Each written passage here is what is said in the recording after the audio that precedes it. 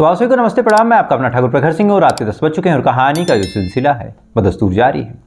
आज असल में कोई और कहानी सुनाने वाला था, स्क्रिप्ट और तमाम चीज़ें मैंने लिख भी ली थी, लेकिन फिर अचानक से इस घटना पर नज़र पड़ी।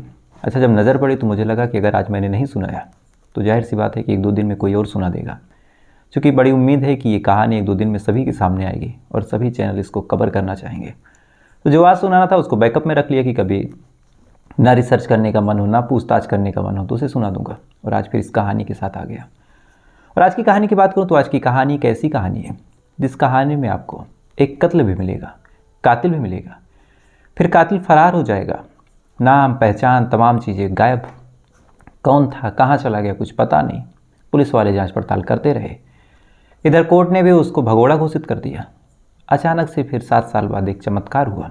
चमत्कार होने के बाद अचानक से वो कातिल पुलिस वालों के हत्थे चढ़ गया।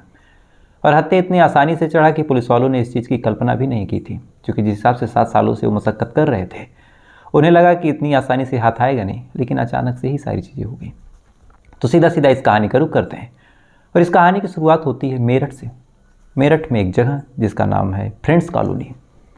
इसी फ्रेंड्स कॉलोनी में एक बेहद गरीब शख्स रहा करता था। हाल में ही उसकी शादी हुई।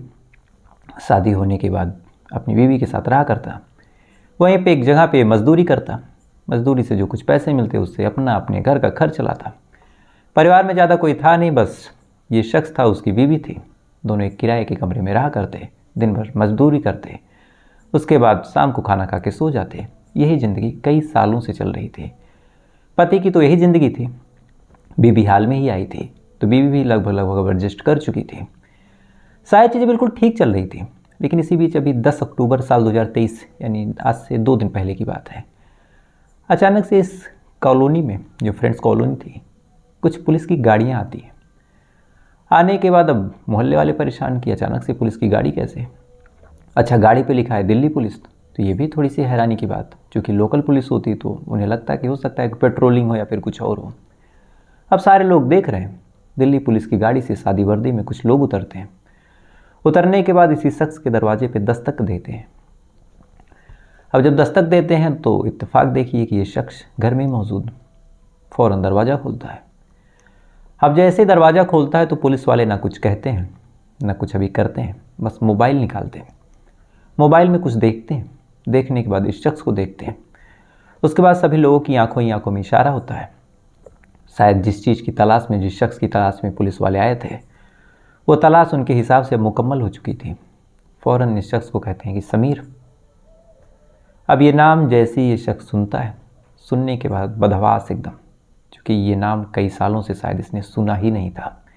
आसपास के लोग भी हैरान थे कि ये नाम कैसे और किसका। लेकिन इससे पहले कि कोई कुछ समझ पाता, कोई कुछ कह पाता, जो बीवी थी वो अलग कन्फ्यूज़ थी, क्योंकि अब तक तो वो कुछ और ही नाम जान रही थी। इससे पहले कि और कोई कुछ पूछ भी पाता, पुलिस वाले इस शख्स की हाथ को पकड़ते हैं। पकड़ने के बाद कहते हैं समीर चलो। 7 साल से काफ़ी चूहे बिल्ली का खेल हुआ। समीर भी कुछ बोलता नहीं, चुपचाप गाड़ी में बैठता है। बैठने के बाद पुलिस वाले गाड़ी लेके वहाँ से रवाना। अब ये चीज़ें बामुश्किल 15 मिनट के अंदर हो चुकी थी। यानी 15 मिनट में ही गाड़ी आई, 15 मिनट में ही दस्तक हुई, 15 मिनट में ही उसने गेट खोला, 15 मिनट में ही एक बार नाम लिया, उसके बाद फिर पकड़ा, फिर लेके चले भी गए। अब जितने भी लोग देख रहे थे, चाहे वो बीवी हो चाहे आसपास के लोग, किसी को कुछ समझ नहीं आ रहा कि ये समीर क्या है, समीर कौन है। इस शख्स का जिसका नाम वो 7-8 सालों से कुछ और जान रहे थे, जो 7-8 सालों से यहीं पड़ा था, काम मजदूरी कर रहा था, उसका समीर नाम के नाम से क्या नाता है। किसी के पास कोई जवाब नहीं। शायद लोग बीवी से पूछ रहे हैं, बीवी को भी कुछ नहीं पता। इधर पुलिस वाले इस शख्स को जब लेके जाते हैं, जाने के बाद दिल्ली पहुँचते हैं। पहुँचने के बाद दिल्ली के एक थाने में जो थाने अध्यक्ष थे, जिनका नाम था सत्यवान, उनके सामने जब इस शख्स को पेश किया जाता है तो जो सत्यवान थे बड़ी राहत की सांस लेते हैं और कहते हैं कि चलो 7 साल बाद एक कातिल पुलिस वालों के हत्थे चढ़ गया। अब ये चीज़ जब होती है तो कातिल क्या था, कौन था, कत्ल क्यों हुआ था, इसको जानने के लिए जब बाकी जो नए नए पुलिस वाले थे जब पूछते हैं तो फिर सत्यवान पूरी कहानी बताते हैं। और ये कहानी फिर पहुंच जाती है जनवरी साल 2017 में। दरअसल 31 जनवरी साल 2017 की ये बात है। पुलिस की गाड़ियाँ यूँ ही पेट्रोलिंग कर रही थी। इसी बीच पुलिस को जो कंट्रोल रूम है वहाँ से एक इनपुट मिलता है। और इनपुट था कि दिल्ली में जो उस्मानपुर यमुना खादर इलाका है वहीं पे एक डेड बॉडी पड़ी हुई है। अब सुबह सुबह जब ये इनपुट मिला, पुलिस की पेट्रोलिंग टीम भाग के वहाँ पहुँची। पहुँचने के बाद अब देखती है कि एक डेड बॉडी वहाँ पे आधी जली हुई, आधी कटी हुई पड़ी हुई है। अब ये चीज़ जब पुलिस वाले देखते हैं, देखने के बाद फ़ौरन लग गया कि मामला कत्ल का। बॉडी को कब्जे में लिया, बॉडी को पोस्टमार्टम के लिए भेजा। लेकिन जिस हिसाब से बॉडी के साथ छेड़छाड़ की गई थी, जिस हिसाब से इसके साथ चीज़ें हुई थी, पुलिस ने फ़ौरन जान लिया कि जिसने भी कत्ल किया है, जिसने भी बॉडी यहाँ फेंकी है, उसका एकमात्र एम यही था कि लाश किसकी है यही ना पता चले। इसलिए उसने चेहरे को बुरी तरीके से ख़राब किया। अब ये चीज़ जब पुलिस वाले जानते हैं, लाश देखने के बाद कहीं से भी पहचान पॉसिबल नहीं थी। बॉडी को भी अच्छे से चेक किया। बदकिस्मती से बॉडी से भी कोई ना तो मोबाइल मिला, ना ही कोई कागज़, ना कोई आधार कार्ड, ना ही कोई डॉक्यूमेंट जिससे पता चल सके कि ये मरने वाला शख्स आखिर है कौन। पुलिस वाले परेशान कि अब क्या करें, बॉडी मिली है, बॉडी को जानने वाला, पहचानने वाला कोई मिल नहीं रहा। बहरहाल पुलिस वाले जांच पड़ताल करते रहते हैं, पूरे इलाके की सीसीटीवी कैमरे वगैरह को खंगालते हैं, आसपास के लोगों से पता करते हैं कि किसने बॉडी पहले देखी थी, क्या हुआ था, क्या किसी ने इसको जिंदा हालत में देखा था या फिर ऐसे ही देखा था। यही तमाम तरह के सवाल पुलिस वाले आसपास के लोगों से पूछते रहे, तमाम तरह की चीज़ें पुलिस वाले पता करते रहे, लेकिन कहीं से भी कोई ऐसा क्लू या फिर कहीं से भी कोई ऐसी चीज़ मिली ही नहीं जिससे इस मामले में थोड़ी भी बात आगे बढ़े। इधर जैसे जैसे दिन गुजर रहा, पुलिस वालों को भी एक तरह से परेशानी, मुश्किलें बढ़ती रही कि आमतौर पे एक हफ्ते के अंदर कातिल पकड़ लेना चाहिए, लेकिन हफ्ते गुजर गए, इधर मरने वाला कौन है यही नहीं पता। बहरहाल पुलिस वाले इधर जांच पड़ताल करते ही रहे, अपने तरीके से पता करते रहे। तब एक कंप्लेन दर्ज होती है दूसरे थाने में, और कंप्लेन थी कि ये 30 साल का शख्स जिसका नाम है राजेश, वो गायब है। अब राजेश के बारे में जब कंप्लेन हुई तो फिर वहाँ के थाने वालों ने डिस्क्रिप्शन पूछा कि कैसे कपड़े थे, क्या चीज़ें थी, कैसे गया था, कैसा दिखता था, हुलिया वगैरह। तो जब राजेश के बारे में तमाम चीज़ें उसके घर वालों ने बताई, और इधर इस थाने ने जब अगल बगल के इलाकों में इत्तला किया था कि ऐसी बॉडी मिली है और इससे रिलेटेड कोई मिसिंग कंप्लेन, गुमशुदगी या फिर कोई भी ऐसी चीज़, तो आप लोग बताइएगा। तो जब दोनों चीज़ों को मैच कराई गई तो हफ्तों बाद पता चला कि ये शख्स कोई और नहीं, राजेश है। अब जैसे ही राजेश का नाम निकल के सामने आया, पता चला कि मरने वाला राजेश है 30 साल का। पहले तो पुलिस वालों ने राहत की सांस ली कि चलो कम से कम मरने वाले का पता चला। फिर ये हुआ कि चलो कातिल ढूंढते हैं। तो कातिल कैसे ढूंढे? तो सबसे पहले पुलिस वालों ने परिवार वालों से पूछना शुरू किया, जो उसकी बीवी थी, जो उसके पिता थे, सबसे, कि क्या किसी से दुश्मनी थी, क्या किसी से कोई रंजिश थी, क्या करता था, क्या नहीं। तो ये तमाम सवाल जब राजेश से पूछा गया, राजेश के बारे में उसके परिवार वालों से, तो परिवार वालों ने बड़ा सिंपल जवाब दिया कि राजेश की ना किसी से कोई दुश्मनी थी, ना ही कोई रंजिश थी, ना ही कोई ऐसी चीज़ थी जिससे ऐसा लगे कि यहाँ किसी ने कत्ल किया होगा, ना ही इतना बड़ा कोई व्यापारी था, छोटा मोटा काम करता था, उसी से अपना पेट पालता था। अब ये तमाम चीज़ें जब पुलिस वाले सुनते हैं तो सुनने के बाद फिर परेशान कि जब किसी से कोई दुश्मनी ही नहीं तो कोई कत्ल क्यों करेगा। बहरहाल जब परिवार वालों से कोई मदद नहीं मिली तो फिर पुलिस वालों ने कहा कि काम करते हैं, इस शख्स के बारे में आसपास के लोगों से पता करते हैं। पुलिस वालों ने आसपास के लोगों से भी पता करना शुरू किया। साथ ही एक चीज़ जो अब तक बड़ी अजीब लगी थी कि साल 2017 में भी लगभग हर शख्स के पास मोबाइल होता था, चाहे एंड्रॉयड ना सही कीपैड, लेकिन कुछ ना कुछ तो होता था। कुछ नहीं होता तो आदमी जो सैमसंग के मोबाइल, सैमसंग गुरु, सैमसंग चैंप, ये तमाम चीज़ें रखते। लेकिन इत्तेफाक देखिए कि जब बॉडी मिली, लाश को बाकायदा चेक किया गया तो वहाँ ना कोई कागज़ मिला और ना ही इस शख्स का मोबाइल मिला। तो पुलिस वालों ने अब इस बारे में परिवार वालों से पूछा कि क्या जो मरने वाला राजेश है, क्या वो मोबाइल रखता था? इस पे परिवार वालों ने कहा हाँ, मोबाइल तो रखता था। अब पुलिस वालों ने कहा कि मोबाइल रखता था तो मोबाइल कहाँ है? अब ये सवाल जब पुलिस वालों ने परिवार वालों से पूछा और परिवार वालों ने कहा कि मोबाइल कहाँ है, हमें नहीं पता, तब कहीं ना कहीं पुलिस वालों को लग गया कि मोबाइल जो है वो कातिल के ही पास है और फिर इस मोबाइल से ही सारा खेल हुआ, तभी मोबाइल छुपाया गया। लिहाजा पुलिस वालों ने फिर राजेश के मोबाइल नंबर को परिवार वालों से मांगा, साथ ही उसकी कॉल डिटेल और लास्ट लोकेशन खंगालनी शुरू की। तो जब लास्ट लोकेशन और कॉल डिटेल खंगाली तो मोबाइल की जो लास्ट लोकेशन मिली वो शास्त्री पार्क मिली, और साथ ही जब उसकी कॉल डिटेल निकाली गई, मोबाइल नंबर की CDR को चेक किया गया कि लास्ट कॉल किसका था, तो पता चला कि लास्ट कॉल उसके एक दोस्त सुधीर का था। फिर क्या, पुलिस वाले अब सुधीर के पास पहुंचे, सुधीर से पूछताछ हुई। तो जब सुधीर से पूछताछ हुई तो सुधीर ने भी अपनी बातें बताई, कहा कि हाँ मुझसे बात हुई थी, मुझसे मिला भी था, हम दोनों ड्रिंक वगैरह करते हैं, साथ ही कुछ अंडे वगैरह भी खाने थे। तो मुझसे मिला, हम दोनों साथ में बैठे, बैठने के बाद हमने ड्रिंक किया, ड्रिंक करने के बाद वो हमारे साथ से गायब हो गया। उसके बाद कहाँ गया वो पता नहीं। अब ये चीज़ जब पुलिस वाले सुनते तो उन्हें भी लगा कि चलो ठीक है, लेकिन जो सुधीर के बताने का तरीका था, जो बोलने का अंदाज़ था, वो कहीं ना कहीं कुछ सस्पिशियस लगा। साथ ही पुलिस वालों ने कहा कि चलो सुधीर को अगर हटा भी दें और मरने वाले राजेश के मोबाइल से नहीं कुछ मिला तो एक काम करते हैं, उसके घर वालों की भी लोकेशन और मोबाइल के बारे में पता कर दें। क्योंकि ऐसी सूरत हाल में दो ही चीज़ें हैं, या तो परिवार वाले झूठ बोल रहे हैं कि किसी से कोई रंजिश नहीं थी, या फिर सच में ऐसा है तो कोई बड़ा ही मैटर है। तो इन तमाम सवालों की वजह से पुलिस वाले अब राजेश के परिवार वालों की भी कॉल डिटेल निकालते हैं। जब कॉल डिटेल निकालते हैं तो राजेश की बीबी के मोबाइल में इस सुधीर का नंबर मिलता है, वो भी बात ऐसी कि घंटों घंटों हुई हो। अब पुलिस वाले जब ये चीज़ देखते हैं, देखने के बाद फ़ौरन डाउट में आते हैं, सुधीर को उसकी बीबी को उठाते हैं। उठाने के बाद जब पूछताछ करते हैं तो फिर इन दोनों ने पूरी कहानी बताई और कहा कि हाँ साहब हमने ही मारा था। दरअसल सुधीर एक बार गलती से राजेश की बीवी के पास फ़ोन कर देता है, बस पूछने के लिए कि राजेश कब आएगा। फ़ोन करने के बाद राजेश चूँकि घर पे था नहीं, उसके बाद राजेश की बीवी और सुधीर के बीच बातचीत हो गई। बातचीत दोनों को इस कदर अच्छी लगेगी, फिर दोनों ने एक दूसरे से कहा कि मौका रहे तो फ़ोन कर लिया कीजिए। इधर सुधीर भी खुश, राजेश की बीवी भी खुश, दोनों के बीच बातचीत लगातार बढ़ने लगी, दोनों के बीच नज़दीकियाँ बढ़ने लगी। नज़दीकी जब आगे बढ़ी तो फिर दोनों के बीच प्यार हो गया। अब इधर प्यार हुआ, लगातार ये बातें करने लगे, लेकिन ऐसा था नहीं कि राजेश कहीं बाहर जॉब करता हो। कभी बाहर जाता, कभी आ जाता, कभी चौराहे जाता, कभी बाज़ार जाता। तो ऐसे ही कई बार वो आता, आने के बाद अक्सर ऐसा भी होता है कि बीबी जो है किचन में खाना बना रही है, उसका मोबाइल वहीं पड़ा है। तो कई बार वो देखता है कि उसके मोबाइल पे राजेश के दोस्त सुधीर का फ़ोन। अब ये चीज़ जब वो देखा तो थोड़ा सा परेशान, शुरुआत में उसे लगा कि हो सकता है गलती से, लेकिन जब ये चीज़ें लगातार होने लगी तो कहीं ना कहीं अब जो राजेश था वो समझ गया कि सुधीर और मेरी बीवी का कुछ चल रहा है। अब ये चीज़ जैसे उसे लगा, फ़ौरन वो गुस्से में आता है। आने के बाद अपने दोस्त को भी डांटता फटकारता है, डांटने फटकारने के बाद फिर अपनी बीवी को भी डांटता फटकारता है, मोबाइल वगैरह छीन लेता है। बहरहाल दोनों ने माफ़ी वगैरह मांगी, मोबाइल वगैरह तो दे दिया, लेकिन अब एक तरह से कड़ी नज़र रखने लगा।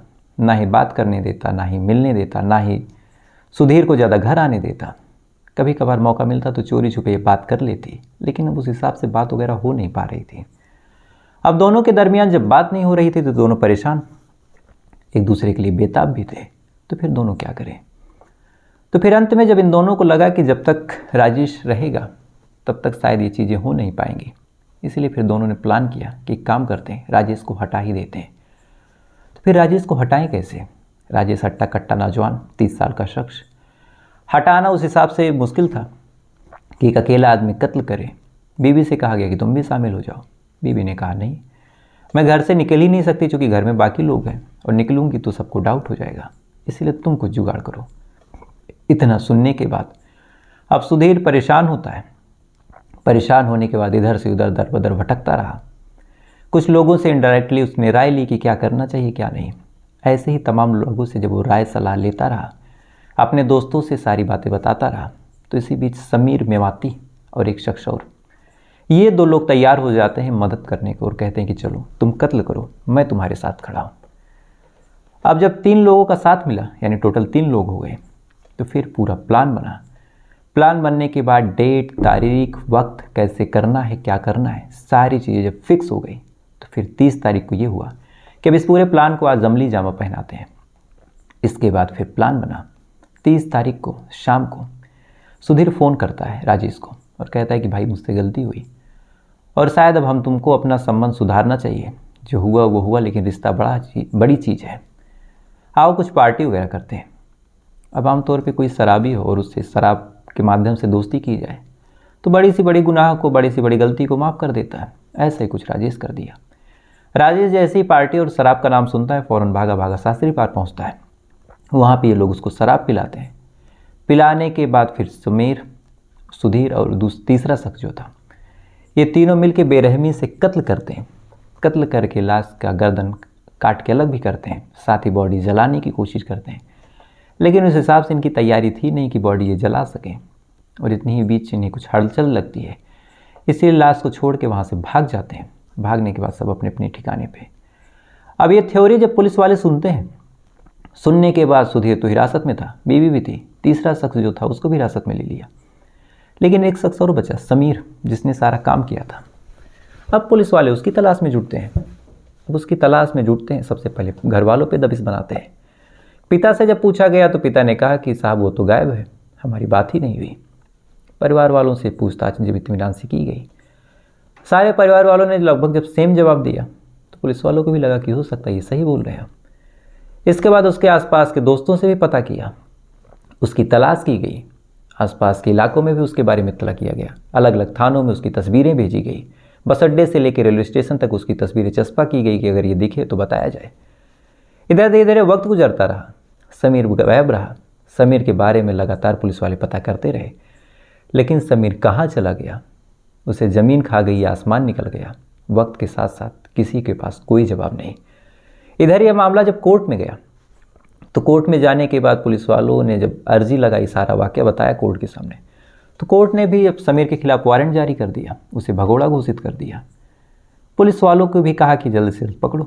पुलिस वाले जांच पड़ताल करते रहे, परिवार वालों से लेकर सबके बारे में खबर रखते रहे, लेकिन वक्त के साथ साथ इस मामले में भी एक तरह से धूल पड़ती रही। साल 2017 से ये केस शुरू होता है, एकदम शुरुआत में 18 बीत गया, 19 बीत गया, 20 बीत गया, 21, 22 साल दर साल गुजरते रहे, मामला फाइलों में धूल फांकता रहा। लेकिन इसी बीच जो सत्यवान जी थे, वहाँ के थानाध्यक्ष, जब उनकी एंट्री होती है और उनके सामने ये पूरा मामला पड़ता है कि हाँ एक शख्स गायब है, तो उन्होंने कहा कि काम करो, फिर से इस केस को खोलो। फिर से तमाम सबूत इकट्ठा किए गए, फिर से परिवार वालों के बयान दर्ज किए गए, और इन्होंने एक काम और किया कि परिवार वालों के नंबर को और आसपास के मुखबिरों को फिर से एक्टिव किया। और इत्तेफाक देखिए कि इधर समीर जो था उसने हाल में ही शादी की थी, और शादी की वजह से उसने अपने घर वालों को इत्तला कर दिया कि मैंने शादी की। घर वालों को भी लगा कि चलो मामला रफा दफा है, तो उन्होंने आसपास के इलाकों में बता दिया, और यहीं से ये खबर पुलिस वालों को भी पहुंच गई। अब पुलिस वालों को जब खबर पहुंची तो पुलिस वालों ने गुप्त तरीके से पता करना शुरू किया कि भैया शादी हुई है तो कहाँ हुई है, कहाँ रह रहा, तो वहीं से लोकेशन मिला मेरठ का। उसके बाद एक टीम बनाएगी, टीम बनाने के बाद पुलिस की टीम मेरठ जाती है, जाने के बाद 7 सालों बाद उसे गिरफ्तार करती है। गिरफ्तार ऐसे भी नहीं कर पाती अगर शायद ये शादी का जो ढिंढोरा था अपने घर परिवार में ना पीटता, क्योंकि वहाँ पे ये अपनी नाम, अपनी पहचान, अपनी तमाम चीज़ें ये बदल के रह रहा था। इस घर पे बात करने के लिए कोई अलग माध्यम चुन रखा था, ऐसे बात करता कि किसी को कोई डाउट नहीं, ना कोई सोशल मीडिया, ना ही रिलेशनों से कोई मतलब। इसलिए लगातार 7 सालों तक पुलिस वालों की आंखों में धूल झोंकता रहा। बहरहाल पुलिस वाले इसे गिरफ्तार करके लाए हैं, देखते हैं मामला क्या होता है, अगर कुछ होगा तो बताऊंगा। बहरहाल ये थी पूरी कहानी, ये बातें हैं आज के सवाल पे। और कल मैंने सवाल पूछा था कि आमतौर पे कोर्ट कचहरी में जो बहस होती है उसमें इंग्लिश ज़्यादा प्रायोरिटी दी जाती है, हिंदी को भी अब लोग उतना तवज्जो नहीं देते हैं। लेकिन ऐसा क्या हो सकता है कि कोई ऐसा वकील हो जो संस्कृत में बहस करे, वो भी आज के टाइम में तमाम चीज़ें, तमाम डॉक्यूमेंट्स वो संस्कृत में सबमिट करे। अगर कोई हो तो आप लोग बताइएगा। तो ये सवाल मैंने पूछा था, और इस सवाल का जो सही जवाब है वो है आचार्य श्याम उपाध्याय जी। मूल रूप से बनारस के रहने वाले हैं। बनारस में एक बार बचपन की बात है इनके, ये अपने पिता के साथ घूम रहे थे। घूमने के दौरान एक बिहारी आदमी मिलता है, वो भोजपुरी में बात कर रहा था। अब ये चीज़ जब इनके पिता देखते हैं तो देखने के बाद कहते हैं कि देखो हम लोग बनारस में रह रहे हैं, हमारी संस्कृति भाषा है, जैसे बिहार की भोजपुरी है, ये अपनी भाषा से कितना जुड़ा हुआ शख्स है कि ये बिहारी में बोल रहा है, भोजपुरी में बोल रहा है, और हम हैं कि हमें संस्कृत बोलने में शर्म आती है। अब यही चीज़ ऐसी थी जो कहीं ना कहीं आचार्य श्याम उपाध्याय जी के हृदय को आघात कर गए, और इन्हें लगा कि आज से जीवन में सारे काम मैं संस्कृत में करूँगा। इसलिए इन्होंने सारी पढ़ाई संस्कृत में की, संस्कृत सीखी, ये वकील बने, और साल 1978 से लेकर आज तक इन्होंने जितने वकालतनामा और तमाम चीज़ें जी सब संस्कृत में ही दिए, और तमाम बहसें संस्कृत में ही कर रहे हैं। तो अपने आप में बड़े गौरव की बात है। और इस सवाल का जो सवाल जवाब दिया है वो है ममता नाथ जी हैं, पंकज कुमार जी हैं, और साथ ही आज पंकज कुमार जी का बर्थडे है, तो हैप्पी बर्थडे पंकज जी। इस वजह से यही प्रार्थना है कि आप स्वस्थ रहें, अच्छे रहें, अपने परिवार का नाम रोशन करें। साथ ही विष्णु मिश्रा जी हैं हरदोई से, ब्रिजमोहन जी हैं, और शिवभक्त सिंह जी हैं बाराबंकी से, और हीरालाल शर्मा जी हैं। आप तमाम लोगों ने बिल्कुल सही जवाब दिया, तो आप तमाम लोगों को दिल से शुभकामनाएं। ऐसे ही अपना ज्ञान बढ़ाइए, हम सबका ज्ञान बढ़ाइए। अब आते हैं आज के सवाल पे, और आज का मेरा सवाल है कि दुनिया का सबसे महंगा फल कौन सा है, एक्सपेंसिव फ्रूट्स की अगर बात करें। तो अगर आपको पता हो तो कमेंट करके बताइएगा, नहीं तो कल का इंतज़ार कीजिएगा। साथ ही ऐसी वीडियो देखने के लिए, ऐसी कहानियों को सुनने के लिए वीडियो को लाइक करके, चैनल को सब्सक्राइब करके अपना प्यार दीजिएगा। तो आपसे कल फिर मुलाकात होगी किसी दूसरी कहानी के साथ। तब तक अच्छे रहिएगा, खुश रहिएगा, अपना ख्याल रखिए, अपना देश का ख्याल रखिए। जय हिंद, वंदे मातरम।